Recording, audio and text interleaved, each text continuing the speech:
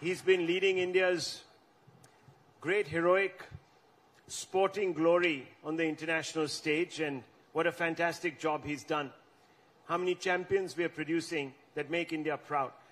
Let me begin with you, Mr. Thakur. Thank you very much for giving us time. I want to begin with this great story that is unraveling under your watch. All nations, when they want to project themselves on the international stage, do so first, usually with great impact on the athletic ground, on the sports field, in big sports gatherings. And India has now begun to push those buttons. How has this happened? What are the goals? Let me first thank you for inviting me for this session. Well, the session is named or titled as Winds of Change in New India. Ideally, I think it should be titled Storms of Change in Rising New India. Because New India started in May 2014, and moving on 8 years, it has shaped into Rising New India. As the vision or the initiative of Prime Minister Modi has started taking place, making India a rising new India in a gathering global gloom. Because there's a lot of challenges globally. At the same time, it was the COVID-19 pandemic. During that time, to ask your athletes to go outside India and train and also survive, then participate in Tokyo Olympics, it wasn't an easy task. Mirabai Chanu got injured. Within 24 hours, she was given the US visa, given the flight along with her coach and other supporting staff. So India has tried to do whatever possible under the ability of Prime Minister Modi as far as in the field of sports is concerned. I was looking at the top scheme. It started after Rio Olympics. And in the last 4 years, we have seen how it has benefited most of the players. Their training, boarding, lodging, scientific, treatment and all that, everything has been taken care by the government of India. And that is why India has won the highest ever medals in the Tokyo Olympics, Paralympics and the Deaf Olympics. 7 in the Tokyo Olympics, 19 in the Deaf Olympics and 17 in the Paralympics. So that clearly shows that whatever initiative has been taken is reaping benefits. And our wait for last 121 years, Neeraj Chopra has won the gold medal for India. Not only that, post that, it was during the IBA Women World Boxing Championship. India won the gold medal. Nikki Zareen won that. Thomas Cup, we never won the gold medal. India won the gold medal this time. And look at the Commonwealth Games, we won the 66 medals. It's not one of the events, but event after event, India has performed well as far as the sports is concerned. All because it started from the top. Prime Minister Modi himself interact with the athletes before they leave for any big championship. Even during the tournaments, if need to, he motivate players. And while they are back in India, he hosts them. I think no other Prime Minister on earth does give that kind of importance to the sports person personally by speaking to them and also inviting them at his residence. Recent successes, of course, have been recognized all across the globe, Anuragji, but when it comes to budgeting for sports, sometimes we found that, and you look at the numbers, we have found a bit wanting. Even this budget, and over the last few years, there hasn't been a commitment. And I have some statistics here. Why is this the case? We need to understand sports is a state subject. The primary responsibility lies with the states. But if you look at our government, in 2013-14, I think the annual budget was 840 crore rupees. And this year it was 2,400 crore rupees for the Youth Affairs and Sports Department.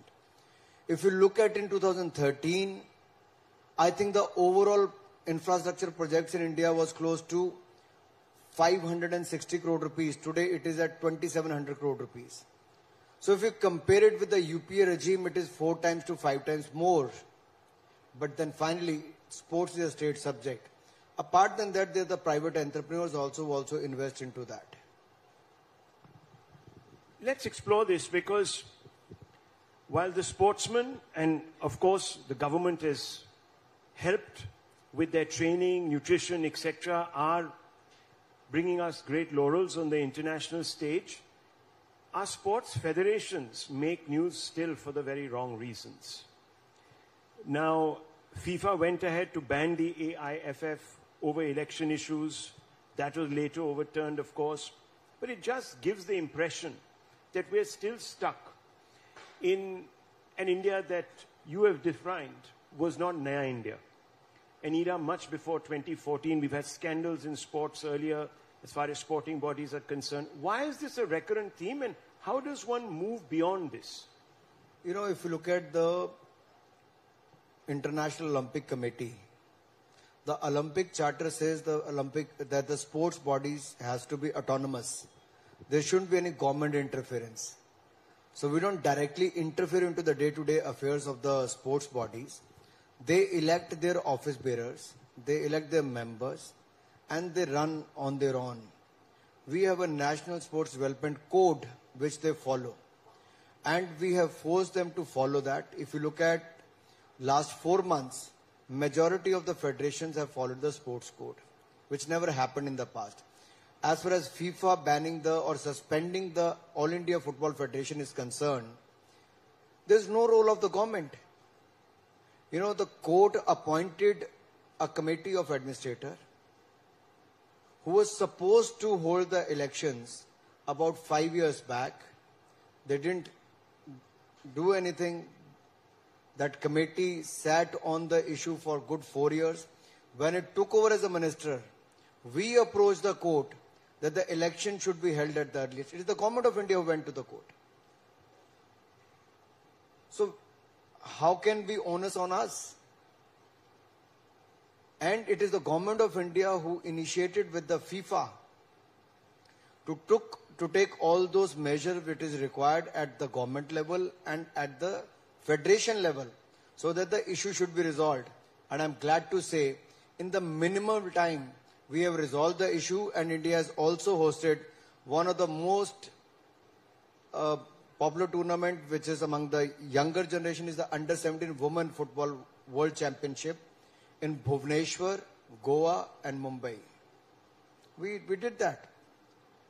The suspension was revoked, new committee is elected, and they hosted the tournament. It is one of the most successful tournaments as far as FIFA is concerned. The problem begins, many people say, is with politicians who think that sporting federations are their personal fiefs, and they end up turning them into little mini political akhadas. Do you think the time has come now to liberate these sporting federations from administrators who also double up as professional politicians? मुझे लगता है राहुल जी, आपको इसको दूसरे नजरिए से देखना होगा. पहली बात तो, अगर एक पॉलिटिशियन या एक ब्यूरोक्रेट अगर पूरे देश के किसी भी डिपार्टमेंट को चला सकता तो खेल को भी चला सकता, उसमें कोई रुकावट नहीं होनी चाहिए. लेकिन क्या कोई कब्जा करके बैठा है? आपका मुझे लगता है ध्यान उस तरफ है. अब मान लीजिए all India football federation, Kalyan Choubey is a former football player. Now he is also elected representative MLA as well. So do you think he should be barred for contesting election? Roger Binney is heading the BCCI today. At one stage I was heading it.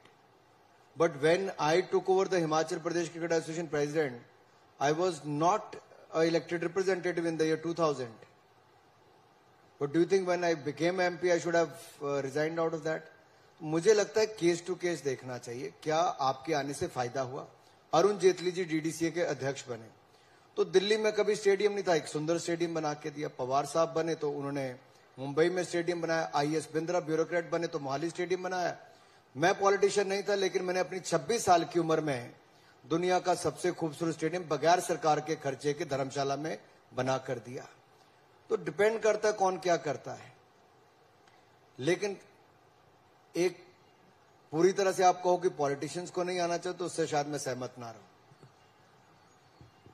Anurag ji, आप Frank हैं, इसीलिए आपने एक अपना response दिया है and one welcomes that, स्वागत करते हैं। आपसे मैं एक सवाल पूछना चाहता हूं। अब थोड़ा हम पॉलिटिशियंस की बात कर रहे हैं तो राजनीति की भी बात कर ही लेते हैं। आप हिमाचल से हैं, वहां पर इलेक्शंस हुए हैं, वहां पर बीजेपी का आपको क्या लगता है, व्हाट इज द आउटकम? जो उत्तर प्रदेश, उत्तराखंड, मणिपुर, गोवा में हुआ, वहां फिर भाजपा की सरकार बनी और हिमाचल और गुजरात में भी फिर भाजपा की ही सरकार बनेगी, क्योंकि अच्छा काम जो डबल इंजन की सरकार ने किया है, हिमाचल प्रदेश का विकास हुआ है, राज्य की सरकार ने बहुत शानदार काम किया, इसलिए वहां पर वापस भाजपा की सरकार बनी। विपक्ष बोलता है कि कई स्कीम्स थी जो एल्डरलीज के लिए थी, वो स्क्रैप की गई, पुल बैक की गई, इसकी वजह से और because of anti incumbency problems आपको फेस करने पड़े हैं। आपकी खुद की पार्टी में लोग एक किस्म से यूनाइटेड नहीं थे। आम आदमी पार्टी भी मैदान में है। कई लोग कह रहे हैं कि ये चुनाव पहले जैसा चुनाव नहीं है और हिमाचल में एक किस्म से एक सभ्यता रही है कि भाई एक सरकार एक समय आती है, फिर वो बदल जाती है, तो वो ही कंटिन्यू होगा, बदलेगा कुछ नहीं। पता नहीं किसी भी चर्चा में आप एक पार्टी का नाम लेते हो। किस पार्टी का? जिसका आपने अभी लिया, आम आदमी पार्टी का। वो मीडिया की चर्चा में तो रहती है, लेकिन जनता वोट नहीं देती है। नहीं, पंजाब में तो जीते थे, नहीं, दिल्ली में जीते थे। उत्तर प्रदेश का मैं सह प्रभारी था चुनाव का। 403 सीटों पे अगर आम आदमी पार्टी चुनाव लड़ी तो कहीं जीतना तो दूर की बात, सब जगह जमानत जब्त होने का काम हुआ है। उत्तर प्रदेश के अलावा वो उत्तराखंड में कहते सरकार बनाएंगे, एक सीट उनके हाथ नहीं लगी है। मणिपुर, गोवा दूर की बात छोड़ दीजिए। और हिमाचल प्रदेश में तो 4 महीने पहले अपनी दुकान बंद करके केजरीवाल जी चले गए, चुनाव में आए नहीं। तो उनके जीतने तो दूर दूर की बात है, अगर खाता भी खुल जाए तो बहुत बड़ी बात होगी। दूर दूर तो कोई आसार नहीं कि उनका खाता खुल पाएगा। और आम आदमी पार्टी का गवर्नेंस मॉडल तो देखिए। पंजाब के स्वास्थ्य मंत्री को 2 महीने में इस्तीफा देना पड़ा भ्रष्टाचार करके। दिल्ली का स्वास्थ्य मंत्री 6 महीने से जेल में है। और इनका जेल का मॉडल भी देख लीजिए, बीच में मसाज भी मिलती है, मौज भी करने को मिलती है, 5 स्टार का खाना भी मिलता है, मिनरल वाटर भी मिलता है, और न जाने और कितने वीडियो बाहर आएंगे अंदर क्या क्या चलता है। अभी तो प्रतिबंध शायद वीडियो दिखाने पे लग गया होगा जो लीक हुए। और इनके मुख्यमंत्री एक और कॉनमैन, जिसके लिए सुकेश की बात कर रहा हूं, जिसको जेल में सुविधाएं देने के लिए करोड़ों रुपए घूस खाई जाती, ऐसा मुख्यमंत्री के दिल्ली में रहना चाहिए? जो सर्टिफिकेट अपने स्वास्थ्य मंत्री को देता है ईमानदारी का। इसके साथ साथ पंजाब में 3 महीने में 70 लोगों की हत्याएं होंगी, गैंग वॉर चल रही है। दिल्ली का शिक्षा मंत्री शराब घोटाले में मुख्य आरोपी नंबर 1 है। मोहल्ला क्लिनिक के अंदर और बाहर जानवर घूम रहे होते हैं, डॉक्टर तो दूर की बात है। आखिरकार इस मॉडल को गुजरात कहां से एक्सेप्ट करेगा, हिमाचल कहां से एक्सेप्ट करेगा?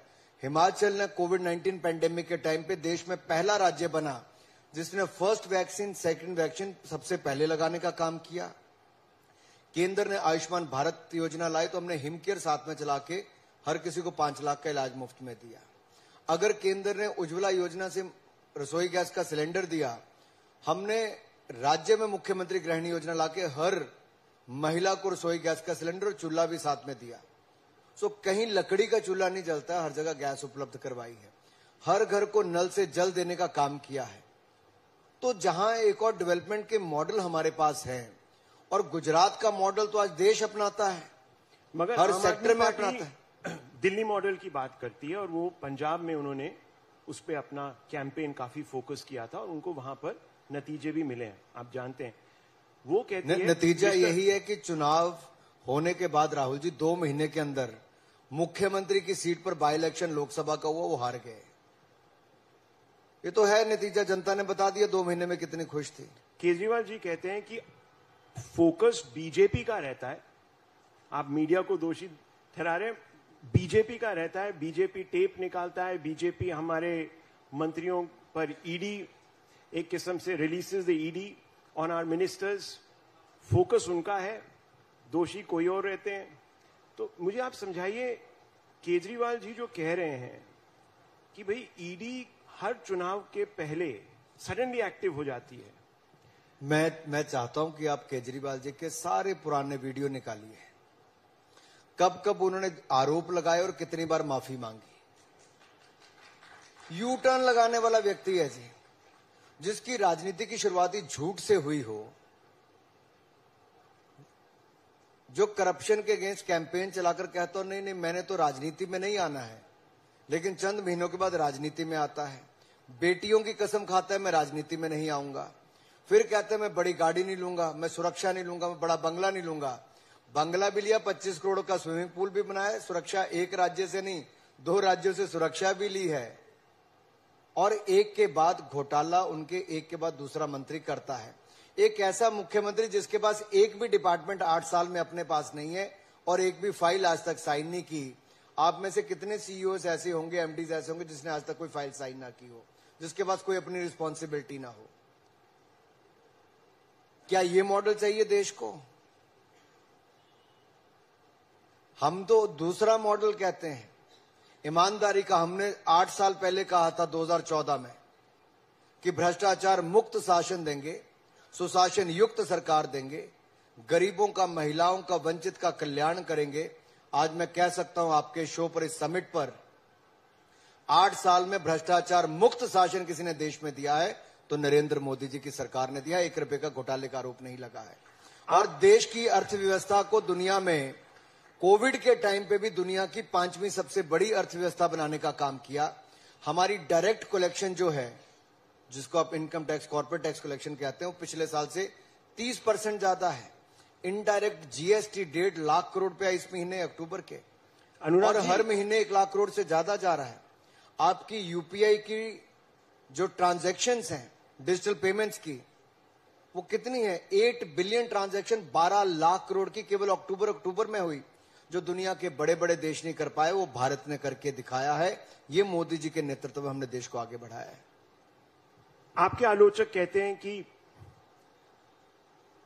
आप सिलेक्टिवली फैक्ट्स को सामने लाते हैं, कहते हैं कि भाई देखिए भ्रष्टाचारी आप हैं, भ्रष्टाचारी कांग्रेस में बैठे हैं, करप्ट सारी पार्टीज में है मगर बीजेपी में नहीं है, क्योंकि देखिए ईडी सिर्फ करप्शन दूसरे गुटों में ढूंढ लेती है।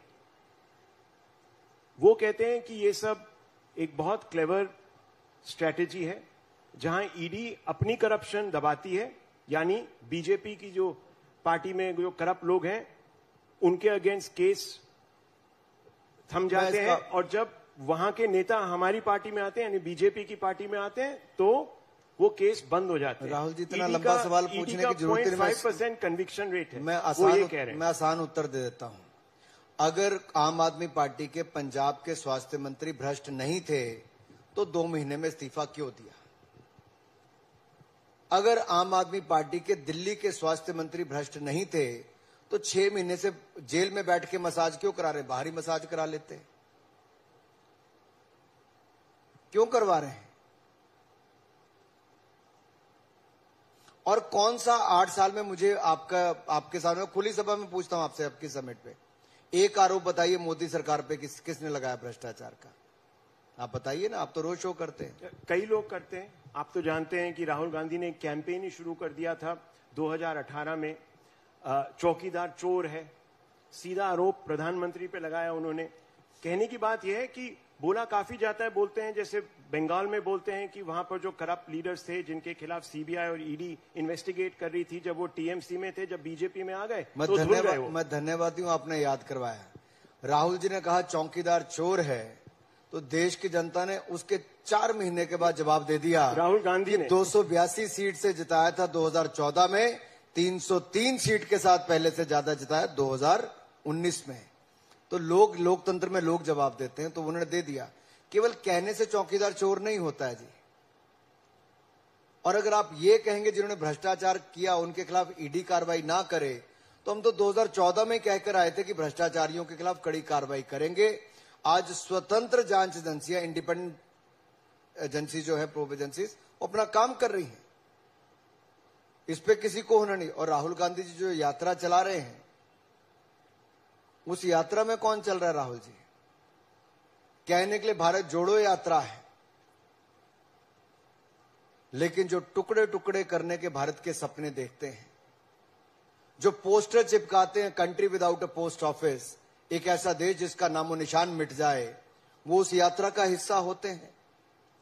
जो देश के विकास में एनजीओ के माध्यम से चल के अवरोध पैदा करते हैं और बार बार विकास का विरोध करते हैं, क्या वो लोग भारत को जोड़ेंगे?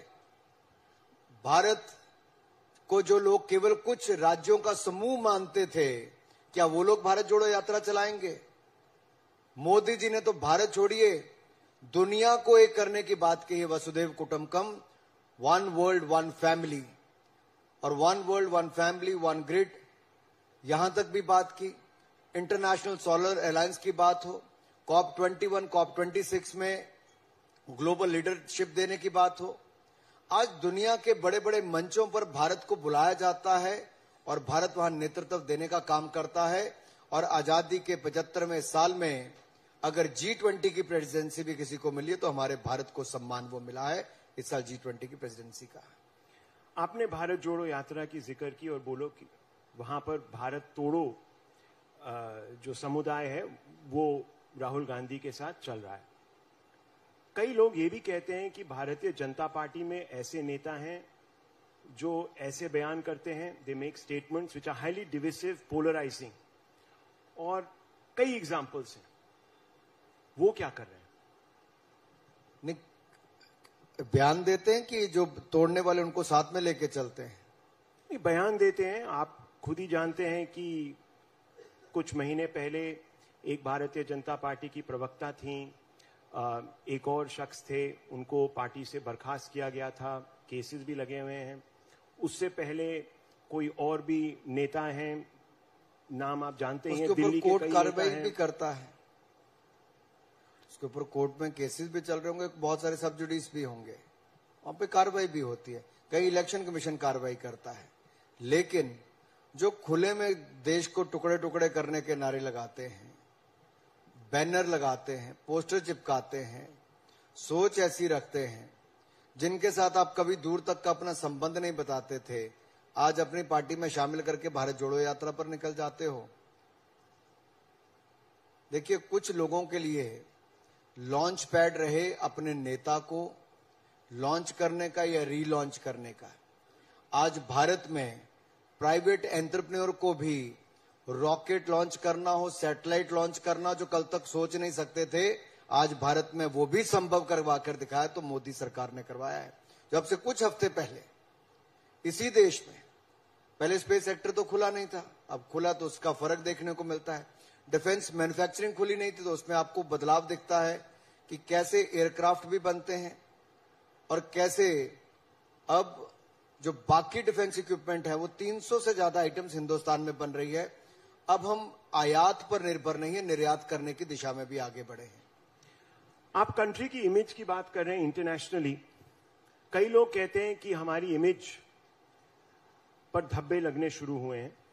फ्रीडम इंडेक्स फॉर एग्जांपल, उस पे जो हमारा दर्जा है वो कम होते दिख रहा है। आपकी सरकार से जो प्राइम मिनिस्टर के इकोनॉमिक एडवाइजर हैं सान्याल साहब, उन्होंने एक आर्टिकल भी लिखा है कुछ दिन पहले, जहां पर उन्होंने मेथोडोलॉजी को चैलेंज किया, फ्रीडम हाउस मेथोडोलॉजी की। मगर कई अंतर्राष्ट्रीय जर्नलिस्ट भी हैं, एनालिस्ट भी हैं, एकेडमिक्स भी हैं, बुद्धिजीवी जिनको कहा जाता है, वो भी हैं, कहते हैं कि भाई भारत में आज की डेट में इतनी नफरत की आग फैली हुई है कि यहां पर स्थिरता पर अब असर पड़ने लगा है। You are in the INB ministry, sir. Quite often, the job of communicating the government's position and fighting some of these fires that are lit internationally comes to you. How do you respond to this criticism? New York Times, Washington Post, several international magazines, the Time magazine, constantly talk about this image problem. Is it a challenge? Is it propaganda? Is it a concoction? If so, why? देखिए, दो पहलू हैं इसके. पहला तो ये आता है इसका कि मेथोडोलॉजी पर ही सवाल खड़ा होता है और उस संस्था पर भी प्रश्न चिन्ह खड़ा होता है कि उसकी फंडिंग कौन करता है, कौन लोग हैं, मेथोडोलॉजी क्या की गई. आपसे किसी ने आके पूछा इस पे कि नहीं पूछा? क्या टाइम्स ग्रुप से भी बात हुई, किसी और चैनल से पूछा गया? किनसे बात देश में करके गए? पहली बात तो वहां पे आके सवाल खड़ा होता है. दूसरी बात, हम तो इमरजेंसी के टाइम से, जब इंदिरा जी ने इमरजेंसी लगाई थी, अखबार छापना मुश्किल हो गया था, लेख लिखने मुश्किल हो गए थे, उस समय हमारे नेता जेल में रहे. हम तो फ्रीडम ऑफ स्पीच का समर्थन करते हैं और फ्रीडम ऑफ स्पीच का हम न केवल समर्थन करते हैं, उसके लिए हर वो कदम भी उठाते हैं. प्रेस काउंसिल ऑफ इंडिया है, इसके मेंबर कौन है? इसके आपके जो अखबार के मालिक हैं, इनके रिप्रेजेंटेटिव, वही इसके मेंबर हैं. Autonomous body. इसी तरह से आपके चैनल्स के लिए कोई सरकार गवर्न नहीं करती है, autonomous body. Similarly on the digital media platform, तो उसके लिए क्या है? ये भी इंडिपेंडेंट संस्थाएं ही कर रही हैं. सरकार का तो हस्तक्षेप ही कहीं नहीं है. तो फिर इसके ऊपर प्रश्न चिन्ह कहां आता है? आप फ्रीडम ऑफ स्पीच की बात कर रहे थे अभी. मैं आपका अटेंशन एक दिल्ली हाई कोर्ट की टिप्पणी पे, I want you to pay attention to this observation. Pending further consideration, court directs respondents 5 to 9, which are media organizations, to ensure that all the broadcasts that are carried in respect to a case, it's a case involving the one that you just mentioned, the liquor scam, alleged liquor scam in Delhi, are in tune with any official press releases that may be issued either by the CBI or ED and comply with the directives which govern. Now, sir, source-based news is the lifeblood of journalism. If you didn't have source-based news, you wouldn't be able to do any stories. People who might be genuine whistleblowers may not be able to give you this information in public interest, which we would carry. Do you think, sir, that the INB ministry should impede itself in this matter and challenge the court on this observation? आपने विषय मेरे ध्यान में लाया है. सभी stake holder से बात करके जो भी उचित कार्रवाई करनी होगी करेंगे. लेकिन कुल मिलाकर यह है कि अगर लोकतंत्र का चौथा स्तंभ मीडिया को कहा जाता है, तो मीडिया की वो जिम्मेदारी बनती ही है. सोर्स बेस्ड इंफॉर्मेशन होगी, पुख्ता आपके पास जानकारी होगी, तो आप निश्चित तौर पर सवालिया निशान खड़ा भी करेंगे. और पहले भी करते रहे, कोई पहली बार तो हुआ नहीं है, पहले भी करते रहे. और उसमें मुझे लगता नहीं पहले किसी ने आपत्ति किया. कोर्ट ने अगर उसमें कुछ इंटरवीन किया है तो निश्चित तौर पर स्टेक होल्डर से बात करके आगे निर्णय करेंगे. Last two questions. According to the new guidelines, at least 30 minutes a day are to be given to telecast content on private channels pertaining to, quote, public service and national interest, unquote. क्या इसकी जरूरत है? Or secondly, should the government be telling private channels what kind of content they should be running? नहीं, corporate social responsibility के नाते as a nation और आपको एक मीडिया के नाते 30 मिनट आपको तय करना है कब कब आप चला सकते हैं. और अगर देश को कुछ इन्फॉर्मेशन देने के लिए, जागरूकता करने के लिए आप करते हैं, स्वच्छता अभियान से लेके फिट इंडिया से लेके कुछ भी हो सकता है, नशा मुक्त भारत करने के लिए कुछ भी, आपके ऊपर निर्भर करता है कौन कौन से एरिया पे आपको करने हैं. तो 30 मिनट मुझे लगता नहीं कि बहुत ज्यादा समय होना चाहिए. Voluntary guidelines slightly different, but Anurag ji, let's और talk उसमें about सरकार films. नहीं कह रही कि ये चलाइए वो चलाइए, वो आपको ही तय करना है क्या चलाना है. So you think as part of corporate social responsibility it is okay, but many people say that we should not be dictating, government should not be dictating to channels what they should run, what time, how much duration, etc., etc. Are you, आप सहमत हैं उस criticism से, या आप सोचते हैं कि वो ज्यादा एक्सट्रीम है व्यू? देखिए, हम तो पहले ही जहां रेगुलेट करने की बात है कहीं नहीं कर रहे. आप तो सेल्फ रेगुलेशन पर हो. तो सरकार तो मीडिया को कहीं डिक्टेट करती ही नहीं है, चाहे प्रिंट, इलेक्ट्रॉनिक या डिजिटल मीडिया, तीनों में ही आप सेल्फ रेगुलेशन मोड पे, तीनों ही. जहां तक ये बात है, बहुत सारी ऐसी जानकारियां हैं, मान लीजिए कहीं पर आपात की स्थिति है तो वहां पर आपको जानकारी देनी, तो क्या मीडिया का दायित्व नहीं बनता कि आप उसकी जानकारी दे पाए? आपके उसके अंदर आएगा. कहीं स्वच्छता कैंपेन है, कहीं ड्रग्स को मुक्त करना है, फिट इंडिया से लेके कुछ और भी कैंपेन हो सकता है। और बहुत सारे चैनल्स आपके अभी भी करते हैं, ऐसा नहीं कि नहीं करते, अलग अलग इनिशिएटिव चलाते हैं, लेकिन कुछ नहीं करते, तो शायद वो भी करना शुरू कर देंगे। Talking about film festival which is going on as we speak, soft power is an important component of India's global outreach. What are your plans to make India, specifically with regards to the film industry, a viable economic entity globally? See, the media entertainment space is bound to grow to $100 billion industry by 2030. And if you look at the annual growth of OTT platforms itself is about 28%. I see India has a great opportunity in front of them, that whether it is for the film shooting or co-production or post-production, we have the right talent among us and we can have the global business in India. And we have pitched that at Cannes Film Festival and recently at the International Film Festival of India in Goa. We have seen a very, very positive feedback from the stakeholders. Many companies and filmmakers are very keen to work with India and India with the Indian entrepreneurs. And when you talk about the soft power of India, 2 days back the Central Asian countries youth delegation was here. 100-member delegation. You will be surprised to know 40% of the delegation members spoke in Hindi. Hindi गाने गाए, हिंदी गानों पर नाचे, नमस्ते से लेके गानों तक स्वागत किया। मिथुन चक्रवर्ती आज से 30 साल पहले बहुत बड़े स्टार उस समय के होंगे जब हमारे समय, लेकिन सेंट्रल एशिया में आज भी वो इतने बड़े स्टार हैं। शाहरुख खान की फिल्म से लेके बाकी के गाने गाए जा रहे हैं। तो सिनेमा की जो ताकत है, it cut across boundaries, it doesn't restrict you with in India. The same is with sports and cinema, and we need to unleash the soft power of India, and cutting across boundaries, I think we can do so. These are welcome sentiments, but do you believe that India presents a creative environment for filmmakers to come shoot here without feeling any constraints?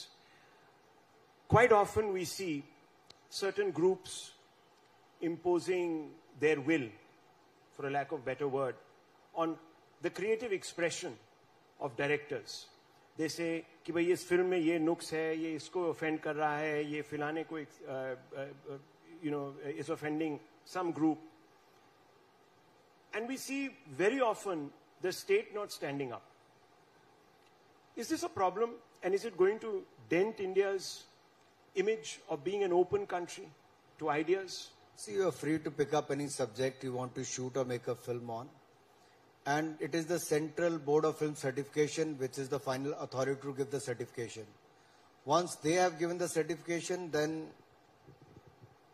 it's up to the cinema owners to show those movies. So Adipurush, if any like the fringe movie that elements came, or anyone who wants to intervene, then the filmmakers go to the court and they get the relief as well. So let's look at Adipurush.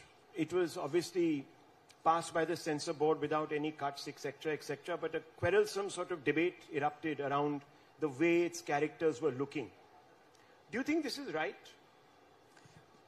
मैं से आपको ढेरों उदाहरण दे सकता हूं जहां film आने से पहले बहुत बड़ी कंट्रोवर्सी होती है, जब आप फिल्म देखते हो तो अंदर कुछ नहीं दिखता है। तो इसके पीछे भी क्या कारण है, क्यों इतनी कंट्रोवर्सी पहले होती है और बाद में कुछ नहीं निकलता है, तो ये भी थोड़ा गंभीरता से समझना पड़ेगा। और कई बार इतिहास को लेकर कौन किस नजरिए से देखता है, कैसे प्रस्तुत करता है, ये इस पे बहुत निर्भर करता है कि आप उसको कैसे इतिहास को देखते हो और उसको कैसे परोसते हो बनाकर। बहुत सारी फिल्में ऐसी हैं जिन्होंने पहले बहुत बड़ी कंट्रोवर्सी बगैर कोई एडिटिंग के जब उसको पर्दे पे दिखाया गया तो कुछ भी नहीं हुआ। तो मुझे लगता है सेंसर बोर्ड पे, आम भाषा में सेंसर बोर्ड बोलते हैं, लेकिन सीबीएफसी पे छोड़ देना चाहिए कि उनको जो निर्णय करना है वो सब पहलुओं को देख के निर्णय करते हैं। और हर रीजन में सीबीएफसी का अपना दफ्तर है, सेंट्रल ऑफिस है, सैकड़ों लोग उसमें काम करते हैं और भारत दुनिया का सबसे बड़ा फिल्म निर्माता है। सबसे ज्यादा फिल्में हमारे देश में बनती है। हमें तो इस ताकत को समझना होगा कि जो बात हम शायद न्यूज के जरिए नहीं पहुंचा पाते, जनरल एंटरटेनमेंट के माध्यम से दुनिया भर के देशों में अपनी कला संस्कृति, अपने इतिहास को हम दुनिया तक पहुंचाने का काम करते हैं। और जैसे कि अब कई लोग देखते होंगे कि सोमनाथ मंदिर या केदारनाथ मंदिर, लोगों को लगता होगा मंदिर बना है, लेकिन ये दिव्य और भव्य सोमनाथ मंदिर भी बना, दिव्य और भव्य केदारनाथ मंदिर भी बना, दिव्य और भव्य काशी विश्वनाथ धाम भी बनी, और इसी तरह से दिव्य और भव्य अयोध्या धाम भी बन रहा है। लेकिन ये केवल आस्था के केंद्र नहीं, ये अर्थव्यवस्था के केंद्र भी भविष्य के बन रहे हैं। जहां एक्स अमाउंट लोग आते थे, तो आज 7x 10x आते हैं। क्यों? क्योंकि वहां पे इंफ्रास्ट्रक्चर भी बना। हमने अपने गौरवशाली इतिहास को बचाने, संवारने और आगे बढ़ाने का काम भी किया। और यही नहीं, बुद्ध सर्किट से लेके हेमकुंड साहब तक रोपवे बनाने की बात हो, करतारपुर कॉरिडोर खोलने की बात हो, जो 75 साल में कोई नहीं कर पाया था, नरेंद्र मोदी जी के समय कम से कम इतना तो हुआ कि आजादी के अमृत महोत्सव भी हम मना रहे हैं और अपने गौरवशाली इतिहास पर गर्व भी कर रहे हैं और दुनिया को वहां पर लाने के लिए आकर्षित भी कर रहे हैं। Important message going out from the INB minister on the importance of leaving it to the certification board to determine the desirability of a narrative, etc. Thank you very much, Anurag ji. Thank you very much.